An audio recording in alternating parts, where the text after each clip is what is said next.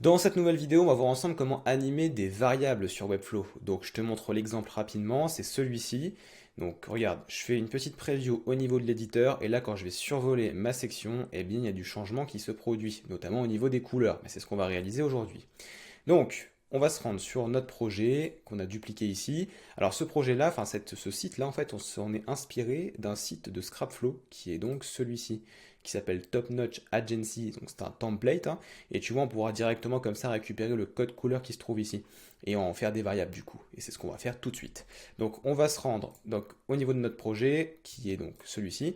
Donc pour l'instant, comme tu peux le voir, aucun élément n'est connecté à une variable, hein. Tu vois, il n'y a pas de variable. Là, pareil, au niveau du panneau, il n'y a aucune variable couleur de créer. Donc justement, ça va être la première étape. On va devoir créer nos variables et ensuite les associer aux différents éléments qu'on va vouloir modifier. Donc déjà, au niveau des variables, on fait new variable, color.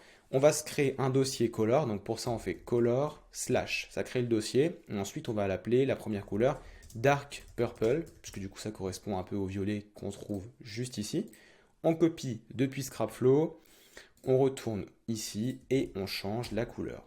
Ensuite, on crée une deuxième variable, cette fois-ci pour les couleurs de texte. Donc là, new variable, on va prendre ici color. Je choisis ici la couleur pink.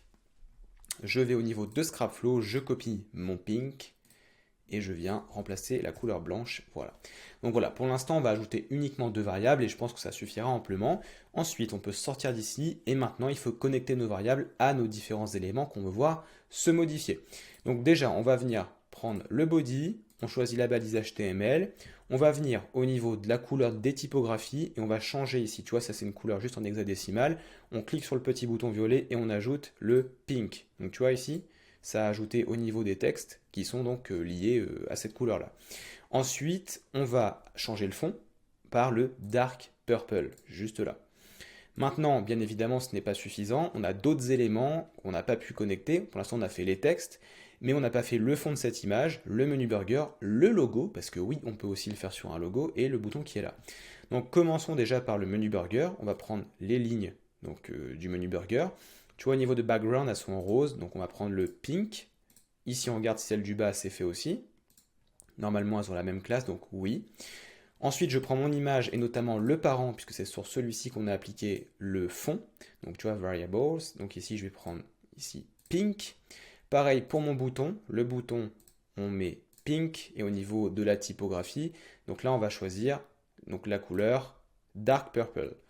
Et puis, il nous reste le logo. Alors le logo, c'est un élément embed, donc c'est un SVG qui a été mis ici.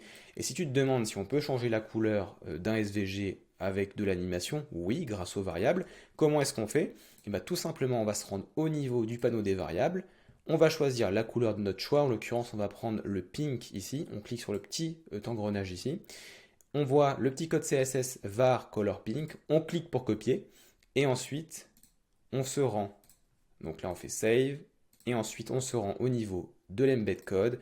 Recranté, on essaie de trouver donc fill ou stroke en fonction de ce qu'on a dans notre SVG. Et là, je vais remplacer l'hexadécimal qui est là par la variable. Une fois que c'est fait, hop, je sauvegarde et c'est terminé déjà pour cette première partie. Maintenant, il va falloir animer tout ça. Pour animer tout ça, rien de plus simple. On peut aller par exemple sur le body, hein, parce que de toute façon, il n'y a pas besoin de sélectionner un élément en particulier. On va se rendre au niveau du panneau d'interaction. On va créer ici un page trigger dans notre cas, donc plus. On va aller au niveau de mouse move in viewport. Ça signifie quoi? Ça signifie en gros quand je vais bouger ma souris dans la fenêtre d'affichage. Ensuite, je crée une nouvelle animation. Donc là, plus, je vais l'appeler color change variable. Voilà. Et qu'est-ce que je fais maintenant? Je vais simplement venir paramétrer la propriété qui s'appelle setVariableValue. Donc je la sélectionne, donc je l'ai à 0% sur l'axe des X et à 100% sur l'axe des Y. Donc à 0%, qu'est-ce que je fais? Je descends juste ici, donc setVariableValue. Je sélectionne la couleur de mon choix. Donc par exemple, on va commencer par dark purple, ça correspond donc au fond. Je fais la même chose à 100%, je sélectionne ici la variable dark purple. Et maintenant, je peux changer la couleur. Comment est-ce que je m'y prends? On va dire qu'à 0%, la couleur reste telle qu'elle est. Mais à 100%, je peux changer la couleur, par exemple, pour aller vers quelque chose d'un peu plus rose. Admettons. Là, si je fais déjà une preview là-dessus, qu'est-ce qui se passe? Ah bah effectivement, sur l'axe des X, tu vois, quand je bouge, plus je vais à gauche, plus on retrouve la couleur originale, plus je vais à droite, plus on va tendre vers le rose. Et je peux faire la même chose maintenant avec les couleurs de texte. Par exemple, je fais set variable value, donc à 0%, et également set variable value à 100%. Je vais venir maintenant chercher la propriété qui m'intéresse. Alors, hop, ici, je peux venir sélectionner pink. Je fais pareil donc à l'opposé, c'est-à-dire ici, pink. Et maintenant, je vais pouvoir changer la couleur. Donc à 0%, on va laisser comme c'est. À 100%, on peut s'amuser un peu, on va choisir autre chose. Donc en l'occurrence, je peux aller vers quelque chose... bon, il faut trouver un truc qui aille bien avec le rose de fond là. Le blanc, pourquoi pas. On va voir si ça se voit assez. Preview, voilà. Bon, c'est pas flagrant parce qu'on a choisi du blanc. Bien évidemment, je peux exagérer tout ça. On va chercher une autre couleur. Attends, bouge pas. Allez, soyons fous, soyons un peu audacieux. On va mettre un verre d'eau que certains n'aiment pas du tout, mais que j'apprécie particulièrement. Donc voilà, voilà. Et on voit que effectivement ça fonctionne bien. Et donc j'anime absolument tous les éléments. Regarde ici. Là, on voit le logo même qui change de couleur sur l'axe des X. Donc c'est comme ça qu'on va pouvoir animer des variables sur Webflow. Bien sûr, après, libre cours à ton imagination, on peut faire bien plus de choses, mais déjà, c'est un bon début. Voilà du coup, si tu veux aller plus loin sur Webflow, n'hésite pas à rejoindre notre initiation 100% offerte sur Webflow. C'est le premier lien qui se trouve dans la description de cette vidéo, et moi je te retrouve dans un prochain tuto. Ciao!